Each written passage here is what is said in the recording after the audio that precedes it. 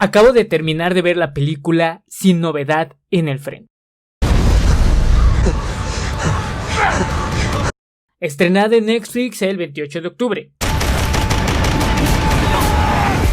Mientras la veía, me empezaban a pasar varios pensamientos por la cabeza. Y no fueron los típicos de cinéfilo mamador diciendo, oh, ¿ya viste esos errores históricos? O criticando la adaptación de la película. No, por ahí no me fui. Mis reflexiones iban más bien por esos historiadores que vivieron la Primera Guerra Mundial. Y me empecé a preguntar, ¿cómo vivir la guerra? O sea, ¿cómo estar ahí en el frente, en las trincheras, entre las bombas, la sangre y todo lo demás? ¿Cambió su manera de pensar, de ver la historia? Y entonces me puse a investigar y encontré un texto buenísimo que les quiero compartir. Hola y bienvenidos a Lechuza de Atenea, el canal de historiografía. En este video veremos la transformación que tuvo el pensamiento histórico a partir de la Primera Guerra Mundial y cómo algunos historiadores que estuvieron en el frente reafirmaron o forjaron su pensamiento historiográfico. Así, a grandes rasgos, ¿qué es la Primera Guerra Mundial? Para el que no sepa, que lo dudo, pero ahí va. Fue un conflicto armado de 1914 a 1918, en donde se enfrentaron las principales potencias imperialistas e industriales de la época, principalmente en Europa.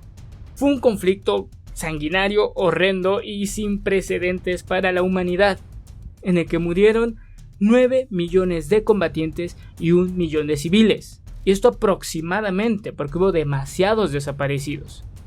Entonces, imaginemos la magnitud de la catástrofe. Una catástrofe que sin duda no pasó de largo para la humanidad y sobre todo para el pensamiento, para las reflexiones sobre el pasado, el presente y el futuro. Ahora, para entrar un poco más en contexto, veamos cómo estaba la historia antes de la guerra.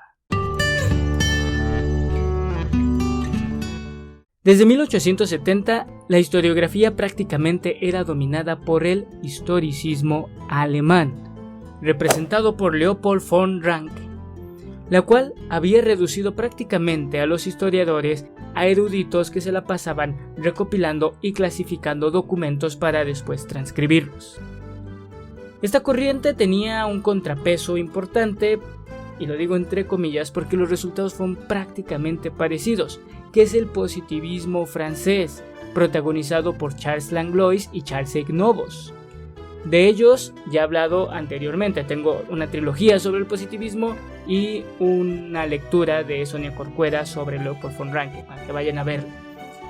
También teníamos por ahí de manera muy marginal la historiografía marxista, la cual se movía principalmente entre militantes socialistas, comunistas y quizá uno que otro anarquista, pero que no había calado en la academia. Prácticamente no había académicos marxistas en ese momento. Esta forma de ver la historia se iba a instaurar más adelante junto con la consolidación de la Unión Soviética y tras la Segunda Guerra Mundial con el neomarxismo británico. Temas para otro video. También en esta época, antes de la Primera Guerra Mundial, se habían consolidado las principales ciencias sociales que después, en el periodo entre guerras, ya saben, entre la Primera y la Segunda Guerra Mundial, harían el caldo de cultivo perfecto, el caldo de cultivo perfecto para las nuevas corrientes historiográficas que vendrían después. En líneas generales, la mayoría de los historiadores mantenían un discurso nacionalista, apegados al gobierno, ya que la mayoría de ellos de una u otra manera dependían del gobierno y por lo tanto eran un tanto reticentes a criticarlo. Muy concreto el caso de los alemanes, quienes aún en medio de la catástrofe, ya casi por terminar la guerra, seguían empecinados en no ser críticos con el gobierno alemán, con el imperialismo, y de cómo este imperialismo, no solo de Alemania sino de diferentes países, había desembocado en la guerra. Pero ahora sí, vamos a ir viendo así con lupa a diferentes historiadores. Pero antes, te invito a que te suscribas y actives las notificaciones para que no te pierdas ninguno de los videos de Lechuza de Atenea. Y por supuesto, que dejes tu like en las trincheras para apoyar este proyecto.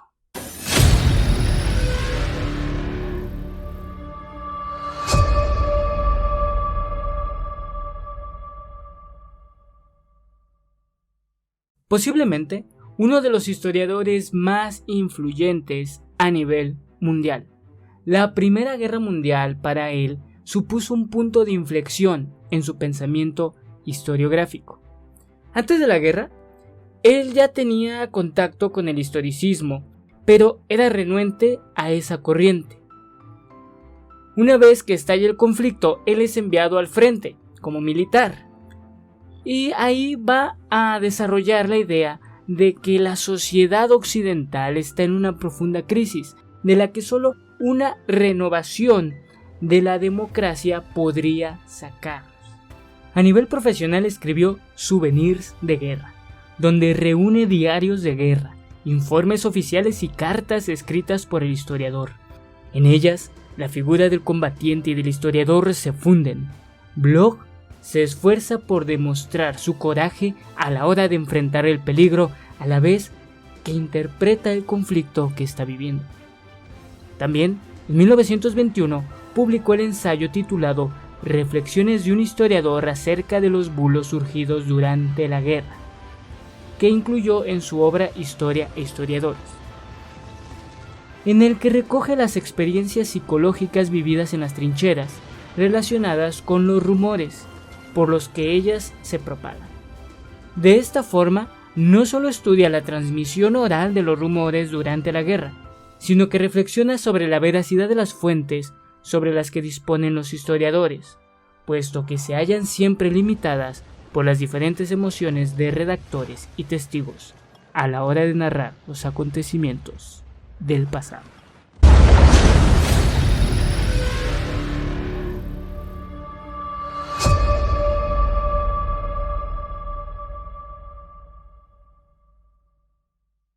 Uno de los historiadores belgas más distinguidos, participó activamente durante la resistencia en la ocupación alemana a su país.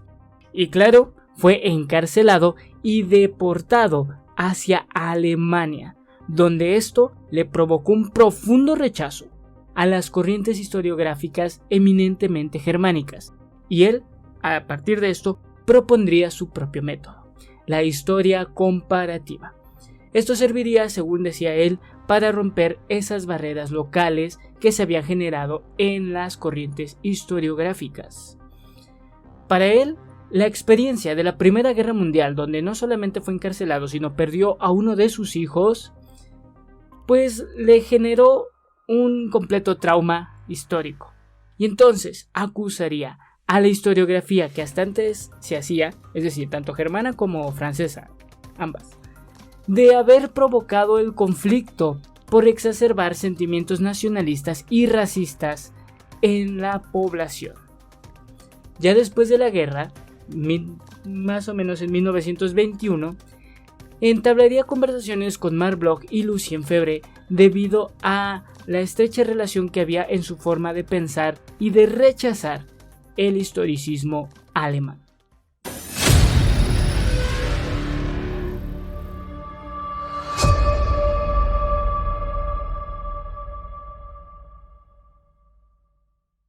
La vida del historiador Ernst Kantorowicz está llena de polémicas por sus creencias y tendencias ideológicas.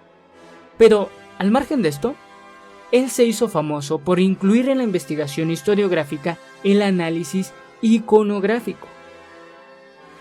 Este hombre nació en Poznań, actualmente Polonia, pero en aquel entonces era parte de Prusia, en una familia judía pues acomodada, por lo cual tenía contacto directo o constante con la aristocracia. Cuando estalla el conflicto, él no duda y se enlista en la guerra, claro, llevado por su sentimiento fuertemente nacionalista. Kantorowicz, cuando termina la guerra, bueno, él todavía era muy joven, eso sí. Así que, pues, habría que decir, entre comillas, que la historia no afectó tanto en su pensamiento historiográfico. Lo digo entre comillas, porque durante y después de la guerra, pero es que esto ya lo veíamos antes, pues él había generado un sentimiento nacionalista y conservador muy fuerte, lo que le llevó a involucrarse con grupos de extrema derecha después de la Primera Guerra Mundial. Después, cuando ya se metería de lleno a los estudios históricos, bueno, pues dejaría reflejada su corriente y su pensamiento. Muy concretamente en el libro o biografía de el Kaiser Federico II, en donde no solamente pone de manifiesto su apoyo y su amor a el imperio, sino que también insta a la gente a un levantamiento para recuperar la vieja gloria. En este periodo entre guerras, pues él empieza a acercarse a cierto partido y bueno, una vez que el partido toma el poder, pues él sigue manteniendo ahí relaciones. Pero debido a su origen étnico, pues no le queda otra más que exiliarse a los Estados Unidos.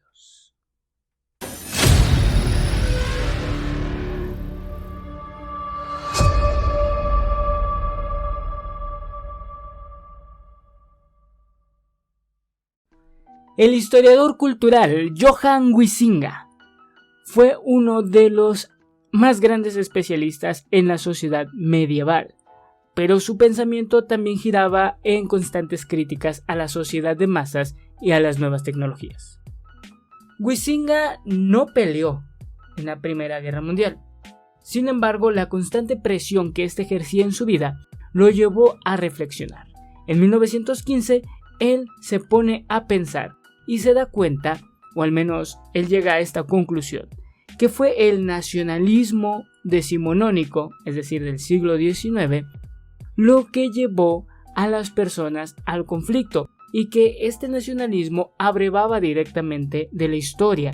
Los historiadores usaban palabras como fama, patria, muerte heroica, la nación, intereses nacionales, progreso y otras tantas palabras que obviamente exacerbaron los ánimos del pueblo y los empujaron a ir masivamente a pelear, a morir por su país.